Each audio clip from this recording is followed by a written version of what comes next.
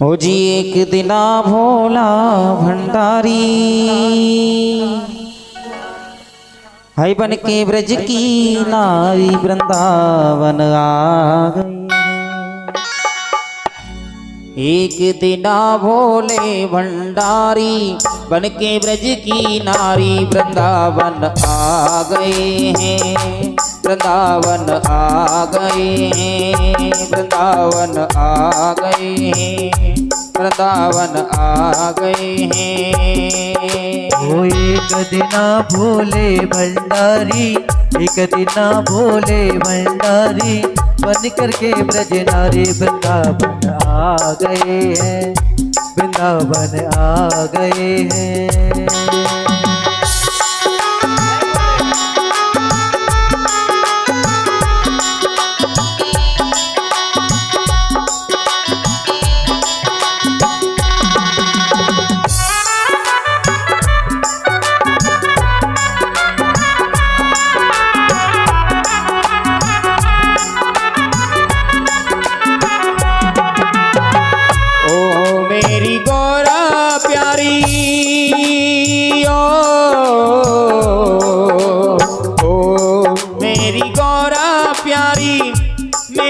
चलूंगा तेरे संग में, तेरे संग में।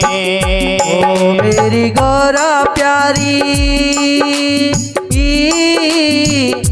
मैं भी चलूंगा तेरे संग में, तेरे संग में। ओ मेरी गौरा प्यारी, मैं भी चलूंगा तेरे संग में, तेरे संग में। ओ मेरी गौरा प्यारी, मैं भी चलूंगा तेरे संग में, तेरे संग में। ओ राधा संग श्याम नाचे, मैं भी नचूंगा तेरे संग में, तेरे संग में। राधा संग श्याम नाचे, मैं भी नचूंगा तेरे संग में, तेरे संग में। भाई रास रचेगा ब्रज में भारी, रास रचेगा ब्रज में भारी, हमें दिखाओ प्यारी वृंदावन आ गए हैं, वृंदावन आ गए हैं। एक दिना भोले भंडारी, एक दिना भोले भंडारी बन करके ब्रज नारी वृंदावन आ गए हैं, रात में आ गए हैं।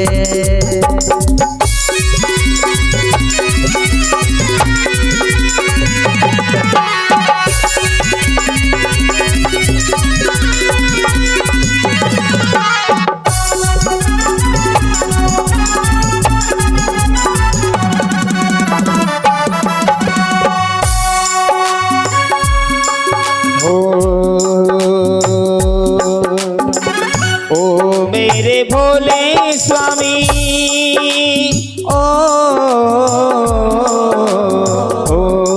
मेरे भोले स्वामी, कैसे ले जाऊं तुम्हें साथ में, तुम्हें साथ में। रास रचेगा वहाँ पे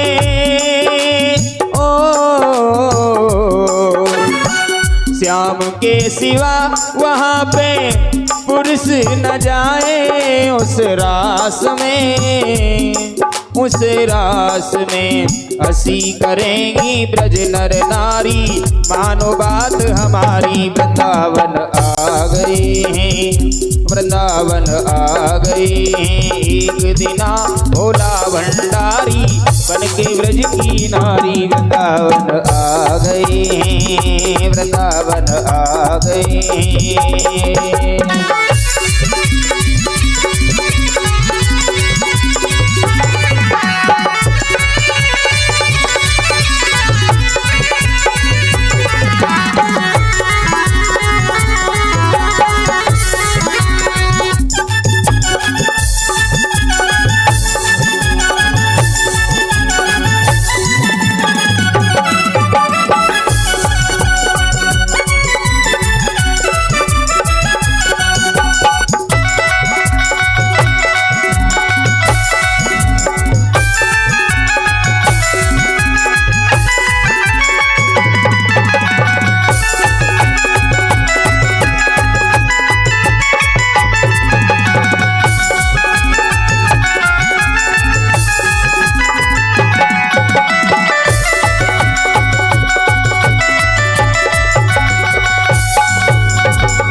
हंस के सती ने कहा,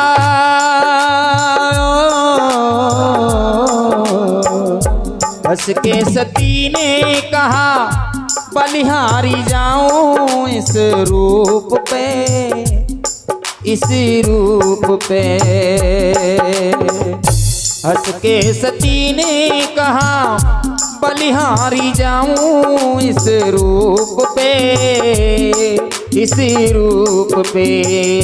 एक दिन तुम्हारे लिए आए प्रभु जी इसी रूप में, इसी रूप में। अरे मोहिनी रूप बनाया मुरारी, मोहिनी रूप बनाया मुरारी। अब है तुम्हारी बारी, वृंदावन आ गई हैं, वृंदावन आ गई हैं।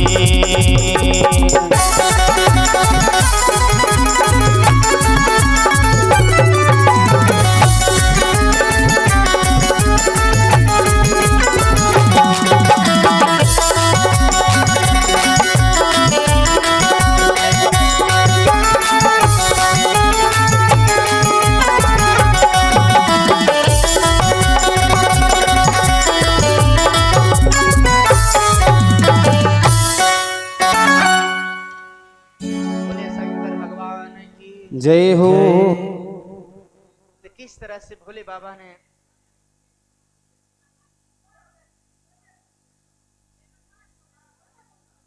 ऐसे सुंदर रूप भगवान बदलकर,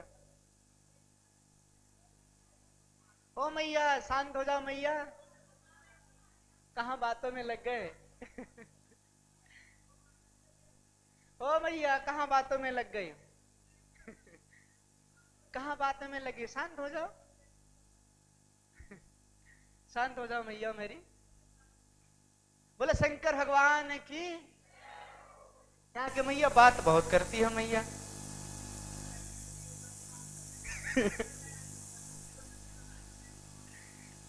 ऐसे शंकर भगवान ने सुंदर पार्वती जी ने उनको लहंगा चुनरी पहनाकर वृंदावन उस रास में आ गए। शंकर भगवान ऐसे बंसी बजाए कि सुध बुध गए भोलेनाथ ने, सर से सुनरी सरक गई, मुस्कुराए बनवारी।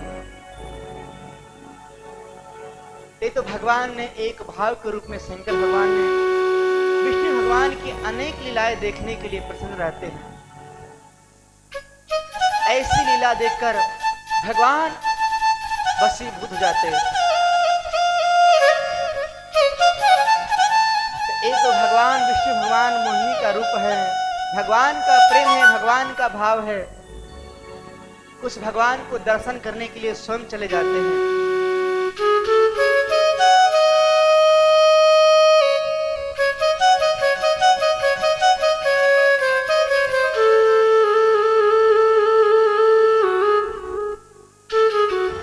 सूजी कहने लगे, हे संकादिक ऋषियों,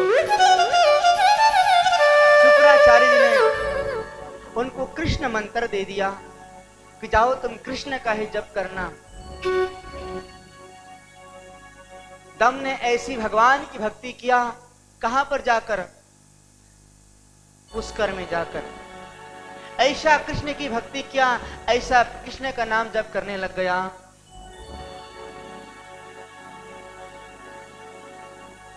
जब करते करते उसका नाम पड़ गया क्या, सुदामा। वही सुदामा जी जन्म लिए थे, दम से महाराज सुदामा जी का नाम पड़ गया। सुदामा जी ने भगवान के एक मित्र थे, ऐसे मित्र के रूप में देखे सुदामा जी।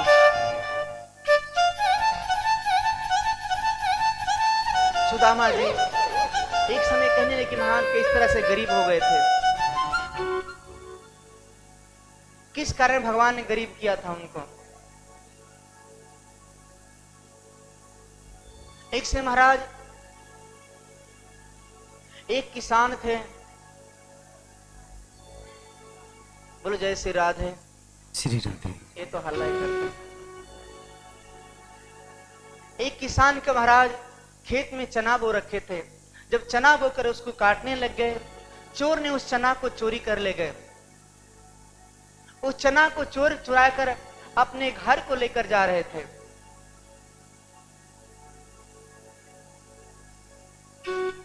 जैसे उस चोर ने महाराज चना को लेकर जा रहे थे, खूब आशीर्वाद, खूब खुश रहो, भगवान तुम्हें खूब आशीर्वाद दे, हमारे तरफ से खूब साधुवाद है, बोलो जय श्री राधे। जब उस चोर ने महाराज चना को लेके जा रहे थे, रास्ते में चना गिर गया। जैसे रास्ते में चना गिर गया, चोर ने उस चना को छोड़कर चले गए और उसी चना को लेकर सुदामा जी के महाराज, ओ मैया बैठ जा, चश्मे वाली मैया, मैया बात करने पीछे चले जाओ, सुनती नहीं मैया, देख लो। ओ मैया बात करना ना, पीछे बैठ जाओ, बात करना है तो, हाँ बात करना पीछे बैठ जाओ, जिसको बात करना है पीछे बैठ जाओ, और जो नहीं बात करता हो आगे बैठे। उसी चना को ले जाकर जहां भगवान कृष्ण पढ़ रहे थे, उसी आश्रम में चना को लेकर चले गए। जब भगवान ने अवंतिकापुरी में गए विद्या ग्रहण करने के लिए, 64 दिन में 64 कला सीख लिए। गुरु जी ने कहने की, हे कृष्ण और सुदामा, हमें जो पढ़ाया हो हमें सुनाओ।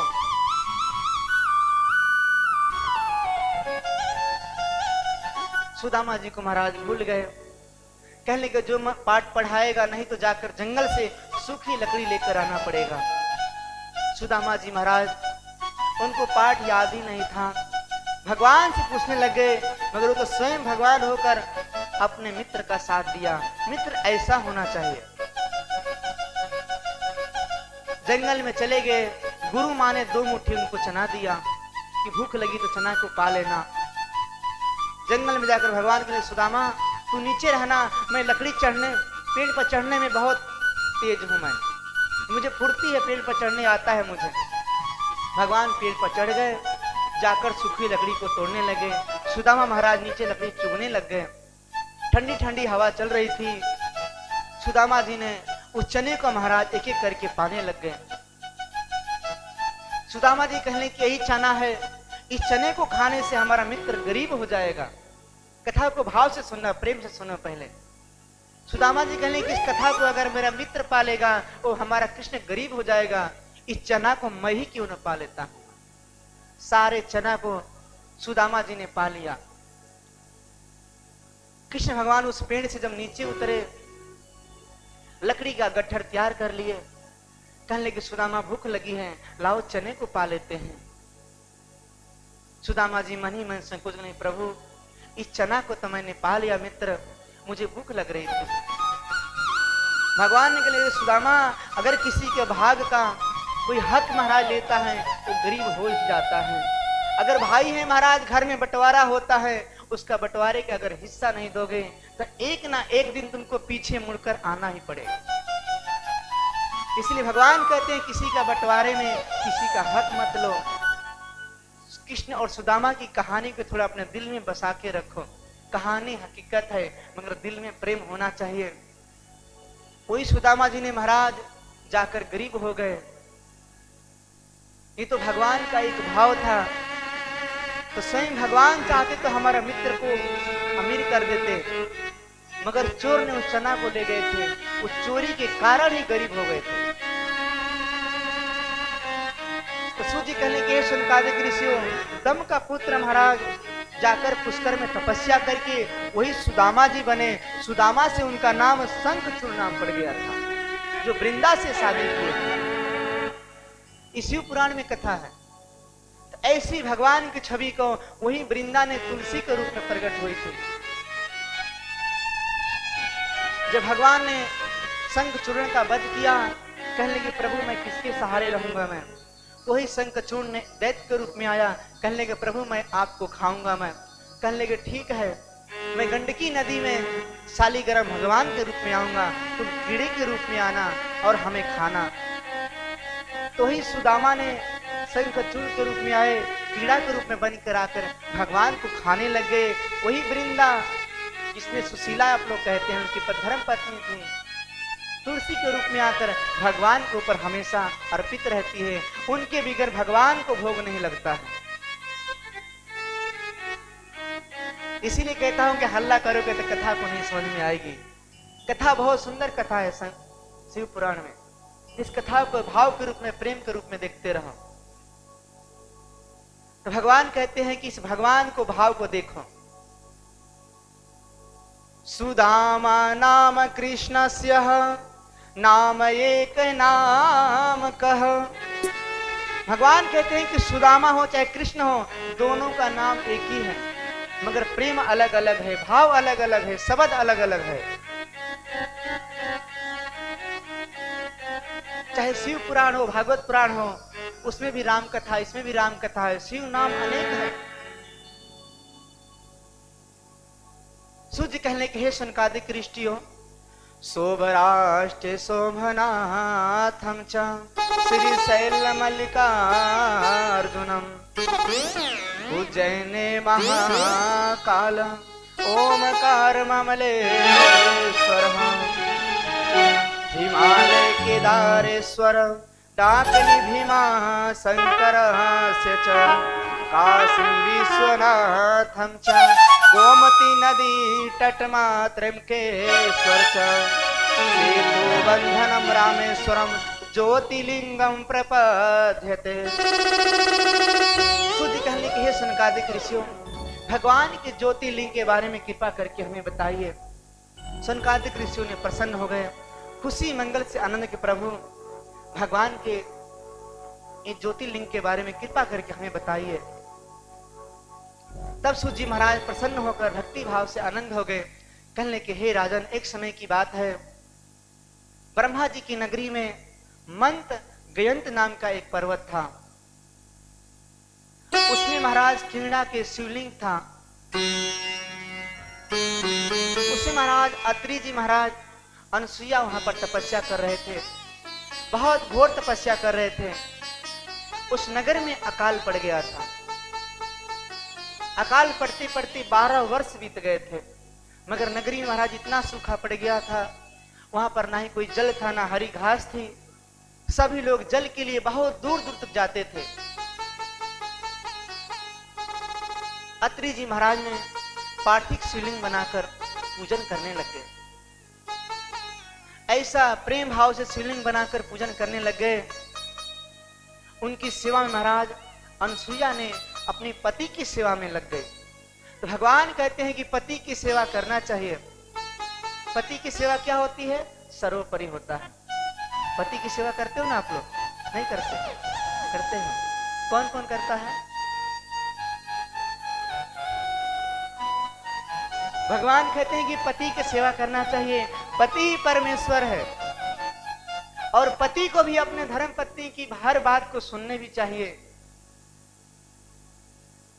जिस तरह से महाराज अत्रि जी महाराज ने तपस्या कर रहे हैं, अनसुईया मां ने उनकी सेवा में लग गई है। सुबह शाम महाराज पार्थिव शिवलिंग बनाकर पूजन करते हैं, मगर शिवलिंग को अर्पण करने के लिए बहुत दूर जाना पड़ता था।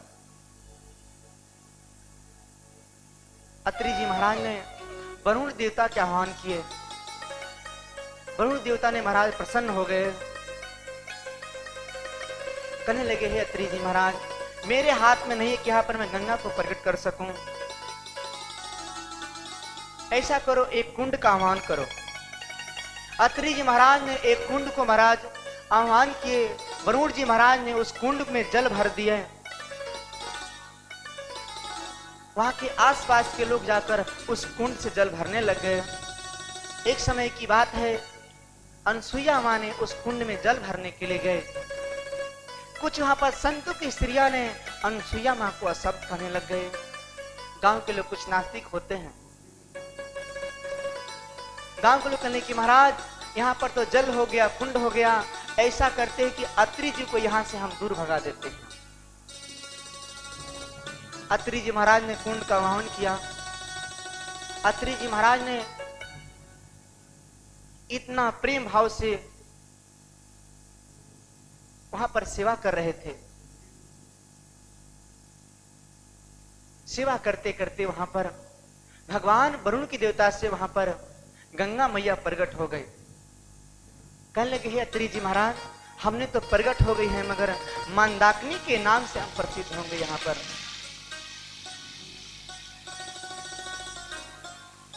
गंगा मैं कहने की प्रभु अगर जब तक शंकर भगवान यहाँ पर प्रकट नहीं होंगे तब तक यहाँ पर गंगा नहीं रहेगी। मैं सूत जी महाराज कहने के हे सनकादिक ऋषियों, वहां पर एक ब्राह्मण रहते थे। उस ब्राह्मण की महाराज बहुत शंकर भगवान के परम भक्त थे। उसके 2 पुत्र थे महाराज। बड़े पुत्र का नाम था सुबाद। पिता के देहांत होने पर दोनों बालक रोने लगे। उसकी माता जी ने कहने कि पुत्र आप लोग की भगवान रक्षा करेंगे, भगवान की सेवा करो। सुबाद बड़ा हो गया, कहने लगा हे मां, पिताजी हमें छोड़कर चले गए मगर आप हमारे साथ में रहना। मां ने कहने की बेटा एक ना एक दिन हमको भी जाना पड़ेगा, सबको जाना पड़ेगा, मगर तुम चिंता मत करो। जिस तरह से तुम्हारे पिताजी ने जाकर काशी में अपना शरीर को त्याग किए, मगर ऐसा मेरा शरीर को संभव है। मैं जहां भी अपने शरीर को त्याग करूंगी मेरा अस्थियां ले जाकर काशी में अर्पण कर देना। समय आने पर उसका मां का देहांत हो गया। सुभाष ने उसके नेत्रों में आंसू बह चले आए। सुभाष बड़ा था, छोटा भाई अपने पड़ोसी के घर में रखकर उस अस्थिया को लेकर काशीपुरी को जाने लग गया। जैसे ही काशीपुर जाने लग गया, रास्ते में महाराज शाम का समय हो गया। एक ब्राह्मण का घर आया, वहीं पर विश्राम करने लग गया। जैसे विश्राम करने लग गया, शाम का समय ब्राह्मण देवता ने उसके घर पर एक गौ माता थी, उस गौ को दुहन के लिए अपनी धर्म पत्नी को बछड़े को खोलने के लिए बोला। जैसे उसकी धर्म पत्नी ने उस बछड़े को खोला, जाकर गौ को दूध पीने लग गया। मगर बछड़ा हमारा बहुत थोड़ा ताकतवर था, सारा दूध बछड़ा ने पी गया। वो पंडित जी महाराज ने उस बछड़े के ऊपर प्रहार करने लगे, डंडे से प्रहार करने लगे। महाराज गौ माता रोने लग गई। ये दृश्य महाराज सुबाद ने उसको देख रहा था। जैसे सुबाद देखा, मन में निराश हुए कि महाराज बछड़े को तो पंडित जी महाराज दंड दे रहे हैं, मगर गौ माता के नेत्रों से आंसू बह चले आए। बछड़े ने अपनी मां से कहने की मां तुम चिंता मत करो, ये तो विधि का विधान है, कर्म का दाता है, जैसा हम कर्म करेंगे वैसा हमें फल मिलेगा। उस गौ माता ने मन ही मन विचार किया कि महाराज मैं भी इसका पुत्र का वध कर दूंगी।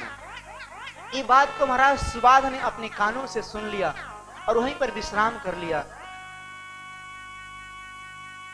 जैसे ने सुबह का समय हो गया, उस ब्राह्मण देवता ने सुबह सुबह कहीं जाना था। कहने घर में पुत्र था, कहने के पुत्र गौ माता को घास हरी चिला खिला देना और इसका दूहन कर लेना। ब्राह्मण देवता के पुत्र ने गौ माता के सुबह का समय गया चारा डालने के लिए।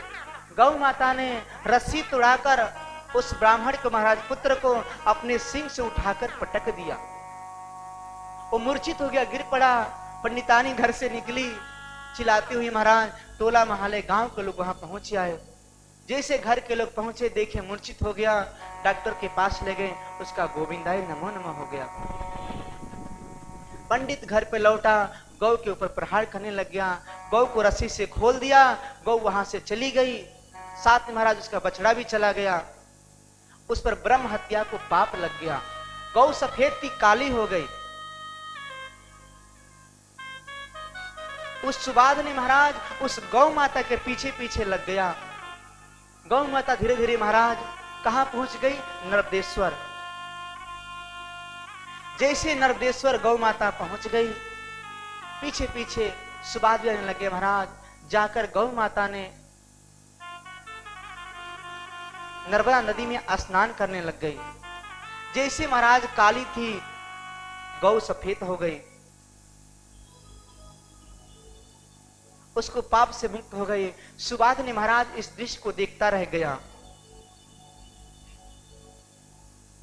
देखा महाराज कि इस नर्मदा में स्नान करने से कितना गौ माता स्वच्छ हो गई। गौ माता अपने बछड़े के साथ में उस नर्मदा से बाहर निकली, जाकर शिवालय था, उस शिवालय के पास एक आश्रम था, संत कुटिया में चली गई गौ माता। संत महाराज जब उस कुटिया को देखे, गौ माता को देखे, महाराज प्रसन्न हो गए। गौ माता को महाराज, संत महाराज ने उस कुटिया को गौ माता को ले जाकर अपनी कुटिया में बांध दिए। प्रेम भाव से गौ माता होने लग गई। मगर सुबाद ने महाराज उसके हाथों में अस्थियां अपनी माँ का लेकर, कहले महाराज यहाँ से तो काशी बहुत दूर हो गया, वहां से लौट रहा था, उसी समय एक कन्या उत्पन्न हो गई थी। जब कन्या उत्पन्न हुई, कहने की पुत्र तुम कहां जा रहे हो? कहने कि मेरी माँ की अस्थियां मेरे हाथ में है, मैं अपनी माँ को तर्पण करने काशी जा रहा हूं। मैं काशी में मेरी माँ ने बोला था। उस कन्या कहने की जो नर्मदा है, यहाँ पर बैसाख की शुक्ल पक्ष सप्तमी के दिन यहाँ पर गंगा जी आती है, यहीं पर अपनी माँ की अस्थियां तर्पण कर दो। इतना कहकर वो कन्या अंतर्ध्यान हो गई। सुबाद ने सोचा महाराज की ये कोई नहीं था, गंगा मैया थी। अपनी माँ की अस्थियां उस नर्मदा में अर्पण कर दिया। बैसाख की शुक्ल पक्ष के सप्तमी के दिन था। उसकी माँ ने उसी समय प्रकट हो गई, सुबाद को आशीर्वाद दिया। कहने लगी बेटा आज ने हमें धन कर दिया है। तो भगवान कहते हैं कि माता पिता की अगर बात को, वचन को मानोगे, उसका भाव को समझोगे, उसका प्रेम को समझोगे, तो आज नहीं महाराज जन्म जन्मांतर तक माता पिता हमें आशीर्वाद देते रहेंगे। जिस तरह से सुबाद ने अपनी माँ की अस्थि लेकर उसको धन कर दिया, इस समय भी अपनी माँ की बात मानकर कथा हमें यही सिखाती है, कथा हमें यही अर्थ देती है। बोलो जय श्री राधे।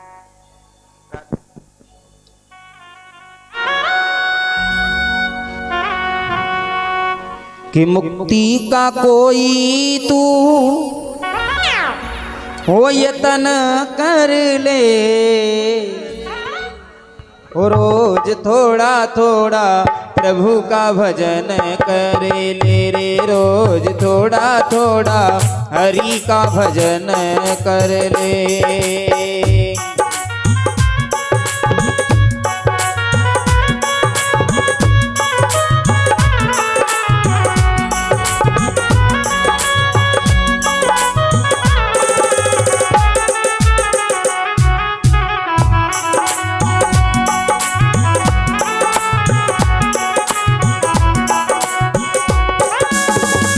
मुक्ति का कोई तू यतन कर ले, मुक्ति का कोई तू यतन कर ले रे, रोज थोड़ा थोड़ा प्रभु का भजन कर ले, रोज थोड़ा थोड़ा प्रभु का भजन कर ले।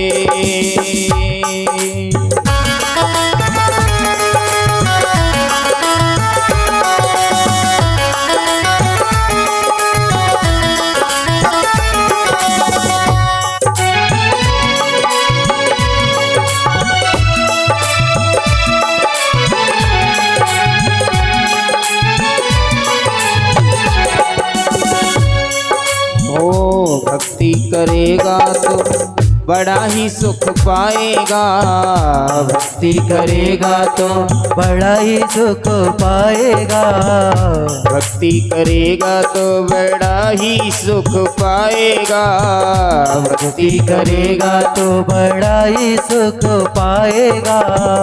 भक्ति से आत्मा का मैल धुल जाएगा, भक्ति से आत्मा का मैल धुल जाएगा, भक्ति से आत्मा का मैल धुल जाएगा, भक्ति से आत्मा का मैल धुल जाएगा। आत्मा के साथ साथ मन कर ले, आत्मा के साथ साथ मन कर ले रे, रोज थोड़ा थोड़ा प्रभु का भजन कर ले रे, रोज थोड़ा थोड़ा प्रभु का भजन कर ले।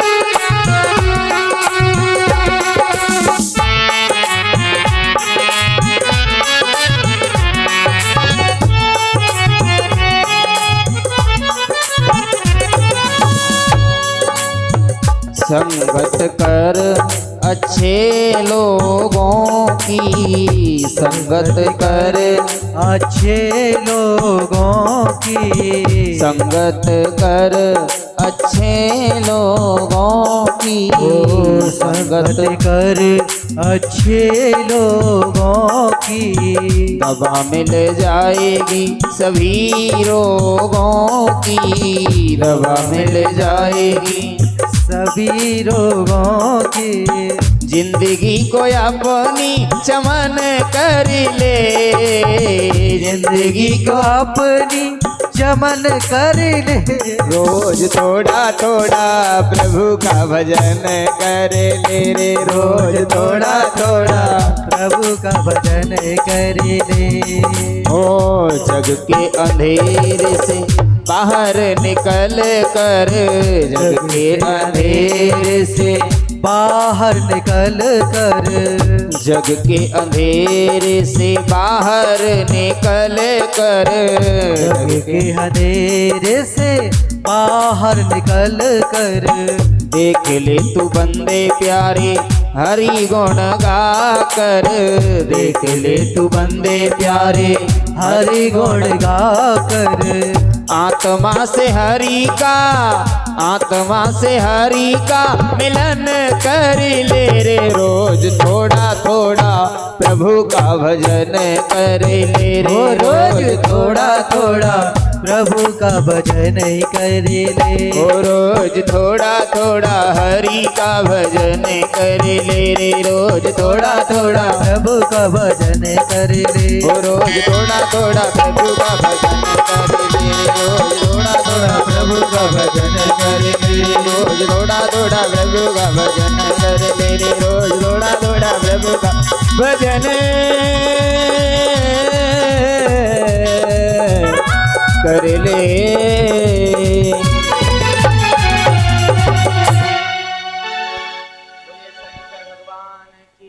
जय हो जय। तो भगवान कहते हैं कि थोड़ा थोड़ा भजन कर लो।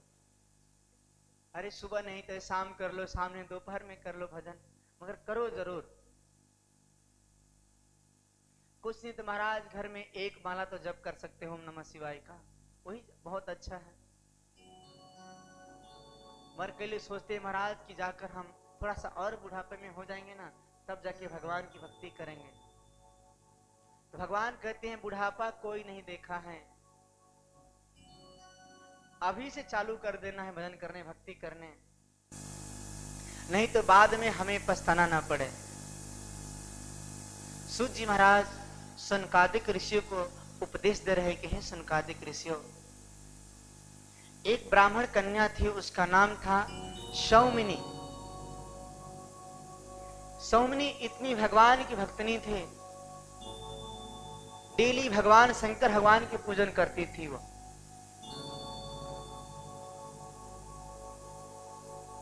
सुबह महाराज उठकर घर का सारा काम करके पार्थिव शिवलिंग बनाकर पूजन करती थी। वो पूजन करके शाम का समय ले जाकर तालाब में जल को, उस शिवलिंग को तर्पण करती उसमें। मगर अपना पति से बहुत प्रेम करती थी। ब्राह्मण देवता जाकर गांव नगर से भिक्षा मांग कर लाते, दोनों का महाराज गुजारा होता, इतना प्रेम भाव से गुजारा होता। एक दिन महाराज सैमनी ने अपने पति को कह ले कि महाराज घर से कहीं बाहर मत जाओ, घर ही में रहो। अगर घर से कहीं बाहर नहीं जाएंगे तो कुछ क्या कमा कर लेकर आएंगे। मगर सैमनी ने हट कर दिया कि घर से नहीं कहीं बाहर जाना है, घर से बाहर निकलना ही नहीं आपको। उसका पति महाराज घर में संकोच करने लग गया कि देखो ऐसी धर्म पत्नी भगवान शिव की पूजन करती है, मगर हमें कहती है घर से बाहर नहीं निकलो। अगर घर से बाहर नहीं निकलूंगा तो मैं कमाऊंगा क्या, घर का खर्चा कैसा चलेगा। उस सैमनी ने महाराज सब कुछ पूजा पाठ को छोड़कर अपने पति के साथ में रमण करने लग गई। करते करते उसको कई वर्ष बीत गए, फिर भी उसका मन को संतुष्ट नहीं हुआ। समय आने पर उसका पति का महाराज देहांत हो गया। शैमनी ने जाकर घर से बाहर चली गई। उसको मन को संतुष्ट नहीं होता। घर वाले ने उसको घर से बाहर निकाल दिया कि हमारे घर से निकल जाओ, हमारी भी घर में इज्जत है। शैमनी महाराज घूमते घूमते दूसरे नगर में पहुंच गई। वहां पर एक शूद्र रहता था। उस शूद्र के साथ में रहने लग गई। शूद्र के साथ में मस्त मांस खाना, जो कुछ महाराज शूद्र खाता उसके साथ में रहने लग गई। शैमनी उसके साथ में विहार करने लग गई। कई वर्ष बीत गए। एक दिन महाराज शूद्र ने घर पर नहीं था। शैमनी को रात के समय मांस भक्षण करने की इच्छा हो गई। जैसे घर से बाहर तलवार लेकर निकल पड़ी,